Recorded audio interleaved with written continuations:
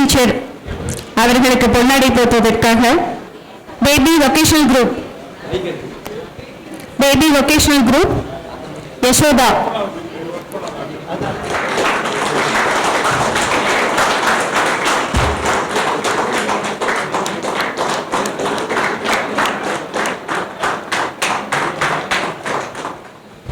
உங்களுக்கும் குரு, என்னுடைய கணவருக்கும் குரு, அதனால் எனக்கும் குருவான நஞ்சப்பன் ஐயா அவர்களுக்கு வணக்கம்.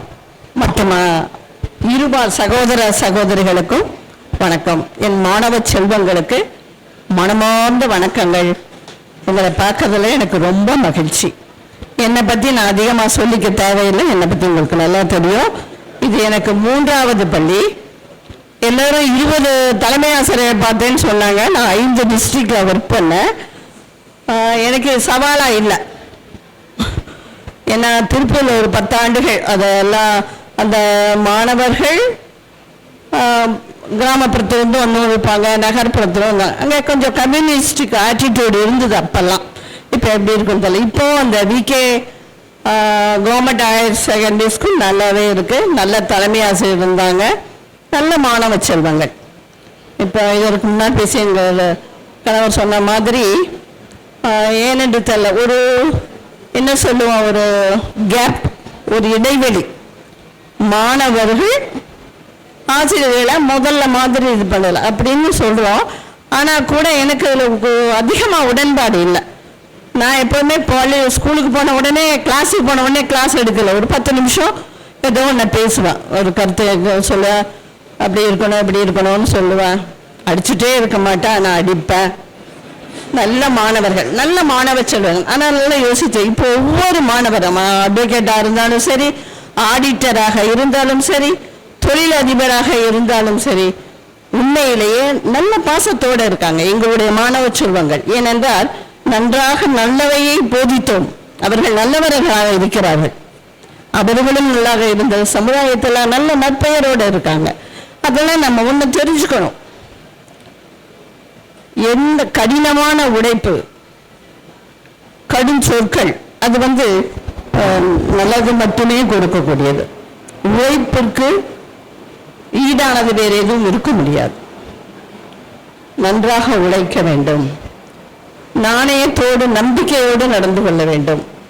பெரியோரை பெற்றோரை பெற்றோரை பெற்றோரை கவனிக்கணும். ஏன்னா இன்னைக்கு ரொம்ப குறைஞ்சு போயிருக்கு.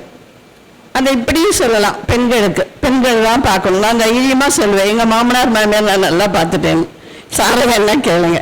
பெரியோரை பெற்றோரை நன்றாக கவனிக்க, சமுதாயத்தில் நல்ல மதிப்போடு வாழணும். வெறும் பணம் சேர்க்கறது மட்டும் வாழ்க்கை இல்லை. எப்போவுமே இந்த மைக்கை அரசியல்வாதிட்டையும் வாத்தியாட்டையும் கொடுக்கவே கூடாது. நன்றாக உழையுங்கள், நன்றாக சிந்தியுங்கள். எனக்கு ஏபிஐயா நல்ல நண்பரும் கூட, அவரோட ஒர்க் பண்ண ரொம்ப சந்தோஷம். பொறுக்கி எடுத்த ஆசிரியர், அதை முதல்ல டிஎன் சார் சொல்லிட்டாரு. நல்ல ஆசிரியர்கள், அதே மாதிரி நல்ல மாணவர்கள் எங்களுக்கு. அவர் சொன்னதில் ஒன்னே எனக்கு உடன்பாடு இல்லை. நான் எப்பவுமே என்னுடைய பணியை சுமையா நினைச்சுக்கிட்டதே கிடையாது. எவ்வளோ வேலை இருந்தாலும், வெறும் வீட்டு வேலை மட்டும் இல்லை, எனக்கு விவசாயம் கூட இருந்தது, பொறுப்பாக கொடுத்துருந்தாங்க. அப்போ என்னுடைய பணியை நான் ஒரு நாளும் சுமையாக நினைக்கிறேன். அதே மாதிரி எங்கள் பொண்ணுக்கிட்டே சொல்லுவேன், ஐயோ எனக்கு கஷ்டமாக இருக்குது, இதாக இருக்கு சொல்லுவேன். பணியை சுமையாக நினைக்காத, நம்முடைய கடமை அப்படின்னு நினச்சி பாரு, அது சுகமாக இருக்கணும். அதே மாதிரி இருபாலருக்கும் சொல்கிறேன், நீங்கள் என்ன வேணாலும் இருங்க, டாக்டராக இருங்க, என்ஜினியர் ஆகிருங்க, ஆசிரியர் ஆகிருங்க, எது வேண்டுமானாலும் இருக்கலாம். செய்கின்ற தொழிலை இன்வால்மெண்ட்டோட, அதாவது என்ன இருக்கணும், அர்ப்பணிப்பு மனப்பான்மையோட செய்யறப்ப நிச்சயமா அது ரொம்ப கஷ்டமா இருக்காது. கஷ்டமா இருந்தாலும் முழுவதும் 100% கஷ்டமா இருக்காது. அதனால எந்த தொழில் இருந்தீங்கனாலும் முழுமையா செய்யுங்க, ஆரோக்கியத்தை பார்த்துக்கங்க. எனக்கு ஆன்மீகத்தில் நிறைய ஈடுபாடு. அது நீங்க என்ன நினைச்சீங்கன்னா சரி, நான் எல்லா மதத்து தெய்வங்கள் மேலேயும் எனக்கு நம்பிக்கை உண்டு. ஏன்னா நமக்கு நம்மளுடைய சுமையை இறக்கி வைக்கிறதுக்கு ஒரு இடம் வேணும். அதற்காகத்தான் இந்த ஆன்மீகமும் பெரியோர்களும். ஆன்மீகத்துல அது உங்களுடைய தனிப்பட்ட விருப்பம், ஈடுபடுங்கள். உங்களுடைய வருமானத்தை முழுவதுமாக நமக்கு மட்டுமே செலவு செய்யக்கூடாது. 10% மற்றவங்களுக்கு செலவு செய்யணும். அது யாருக்கு வேணா இருக்கலாம். உங்களுடைய உறவு ஏழைகளாக இருக்கலாம், அல்ல பிறராக இருக்கலாம், ஏதேனும் தொண்டு நிறுவனங்களா, எதுக்கோ அதுக்கு இருக்கக்கூடிய அந்த ஆத்ம திருப்தி இருக்கு பாருங்க, செஞ்சு பாருங்க, அப்புறம் சொல்லுவீங்க.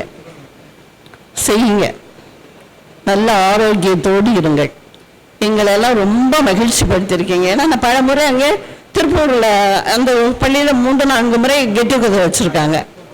இங்கே ஒரு திரு ஏபி சார் சொன்ன மாதிரி ஒரு சில ஆண்டுகளுக்கு முன்னே இங்கே இருந்தது. அடுத்து நீங்கள் இது சாதாரண ஒரு சவாலான வேலை. ஏன்னா ஒவ்வொருத்தரையும் இதை ஒவ்வொருவரையும் கண்டுபிடிச்சு அவங்கள அட்ரஸை கேட்டு அவங்க அதை விருப்பப்பட்டு இது ஒரு சவாலான வேலை. சிறப்பாக செஞ்சுருக்கீங்க. உங்களுடைய நீங்கள் என்னவாக இருந்தாலும் உங்களுடைய பதவியை சரியாக பயன்படுத்துங்க. கடினமான உழைப்புக்கு நிச்சயமாக பலன் உண்டு. உங்களுடைய ஆரோக்கியத்தை கவனித்துக் கொள்ளுங்கள். பெரியோரை மதியுங்கள், பெற்றோரை மதியுங்கள், அமைதியாக இருங்கள். மனதை போட்டு எனக்கு இது வேண்டும் அது வேணும் அகற்றதுனால எதுவுமே நமக்கு வரப்போறதில்லை. அப்ப என்ன முதல்ல மனதை ரெடியா வச்சுக்கணும். எதை வந்தாலும் ஏற்கக்கூடிய ஒரு நிலையில. இதை விட அதிகமா சொல்றதுக்கு ஏன்னா இன்றைய சூழ்நிலை நீங்க நிறைய எங்களுக்கு சொல்லுவீங்க. ஆனா ஒன்னே நான் ஏபி ஐயா சொன்னதை மறுக்கிறேன். என்னன்னா 3 மொழி கொள்கை 2 மொழி கொள்கை. எத்தனை மொழியானாலும் நீங்க நேற்று பேப்பர்லன்னு பார்க்கிறேன். ஏர்டெல் நிறுவனத்தின் தலைவரா நாட்டு எனக்கு அது உறுதியா தெரியல. அவர் சொல்றாரு, எனக்கு ஹிந்தி தெரியாததனால் எனக்கு பல 1000 கோடிகள் இழப்பு அப்படின்னு சொல்றாரு. ஒரு மொழியை அதை சுமையா நினைக்க வேண்டாம், அதை அழுத்த வேண்டாம், கட்டாயப்படுத்த வேண்டாம். உங்க குழந்தைங்க நிறைய தெரிஞ்சுக்கிறது தப்பு இல்லை, அதை சுமத்தாதீங்க. அவன் கணக்கு நல்லா படிக்கிறான்னா அவனை அதுல கொண்டு போங்க. ஆசிரியர் தொல்லை அவனுக்கு பிடிச்சிருக்குன்னா அதுல விடுங்க. அவனை டாக்டரே ஆக்கணும்னு அவனை தொந்தரவு பண்ணாதீங்க. அதை மட்டும் அவங்ககிட்ட கொடுங்க. எத்தனை மொழி வேணாலும் படிக்கட்டும், அந்த ஆர்வத்தை ஊட்டுங்கள். அவ்வளவுதான், சுமையா செய்யாதீங்க. அவ்வளவுதான். இந்த வாய்ப்புக்கு, அரிய வாய்ப்புக்கு மிக நன்றி. வாழ்க வளமுடன், வாழ்க பல்லாண்டு என வாழ்த்து விடைபெறுகிறேன். நன்றி.